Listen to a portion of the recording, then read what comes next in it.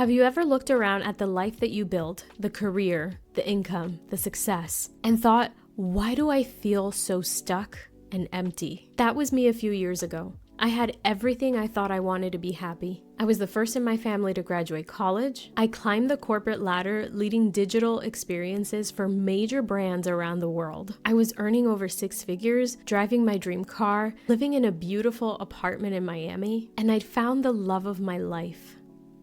I checked every box that was supposed to make me feel successful and unstoppable. But instead of feeling fulfilled, I felt stuck. Every morning, I woke up feeling burnt out, exhausted, and bitter. I wondered, why did I feel this empty when I had so much? I was doing everything right, but why did I feel so wrong? On the outside, I was performing for success. On the inside, I was crippled with self-doubt, people-pleasing, low self-worth, and a major fear that it would all get taken away once I was found out as a fraud. I held this in silence because I didn't feel comfortable speaking this aloud to anyone for fear that they just wouldn't understand. So I tried to push through this and positive think my way out of this, tried to dismiss my feelings, and prayed every single night for all of these feelings to go away. But in the background, there was a quiet whisper consistently telling me that I was meant for more. But then there was another voice, and this voice said, "Don't mess this up. Stop being ungrateful." That voice sounded a lot like my mom. That invisible tug of war between who I had become and who I knew I was meant to be, that feeling was suffocating. To understand what was happening, I had to trace it all the way back. I was born to a 17-year-old girl in the Dominican Republic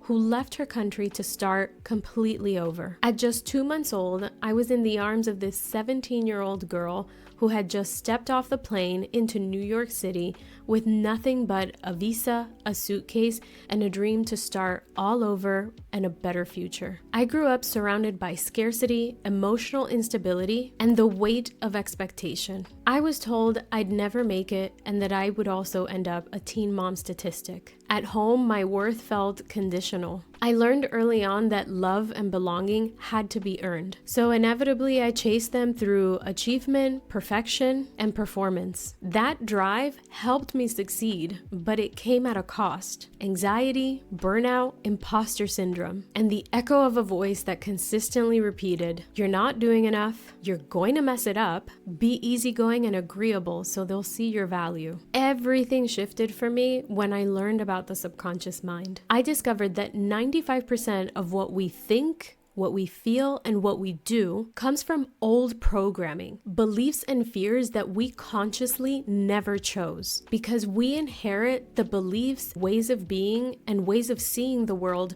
from our caregivers, from the people who took care of us. And mine were built around guilt, scarcity, and survival. And learning this helped me realize that I wasn't broken, I was just conditioned. And that's when I stopped trying to think positive through this rut, and I started to reprogram the source code instead. Through hypnosis, I began to integrate the identity of the woman that I knew I was becoming today and not someday. Through NLP, I rewrote the unhelpful stories that were running in the background of my mind. And soon, the patterns that once kept me small started to lose their power altogether. Through EFT tapping, I released years of emotional tension that my body was holding on to in silence. Through breathwork, I learned to regulate my nervous system and feel safe in expanding my success and no longer fear it. And through neural energetic encoding, I cleared the root of the subconscious beliefs, fear, anger, and guilt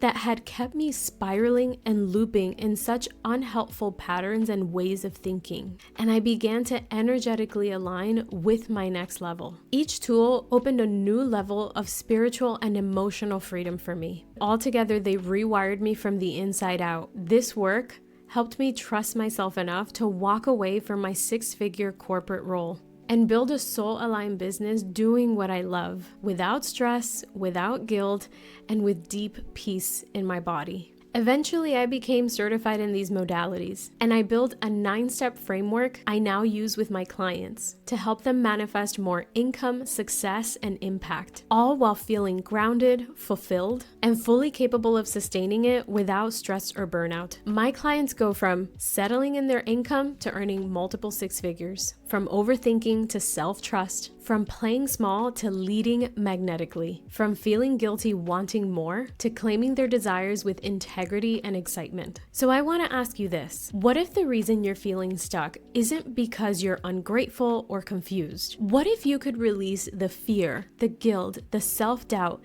and fully step into a life that reflects your version of success on your terms? You're not broken. You've just been following someone else's script and someone else's rules that do not apply to you. You don't have to prove anything to anyone. You just have to remember who you were before the world started to tell you who you needed to be in order to be accepted and loved. That's what my coaching method helps you do, and I'd be so honored to walk with you through it. If your soul knows that it's time to step into your next level, visit the link in the description and apply to work with me. I'm so glad we crossed paths today. Something brought you here, and no, it's not random. And I want to thank you for being here. If something resonated in my story with you, I'd love to hear it. Please place it down in the comments below and subscribe. And please follow the Confident, Magnetic, and Wealthy podcast on YouTube, Spotify, and Apple Podcasts. And if this episode resonated with you, I would love and appreciate your 5-star review wherever you listen to your podcast. Thank you so much for being here, and I'll see you in the next one.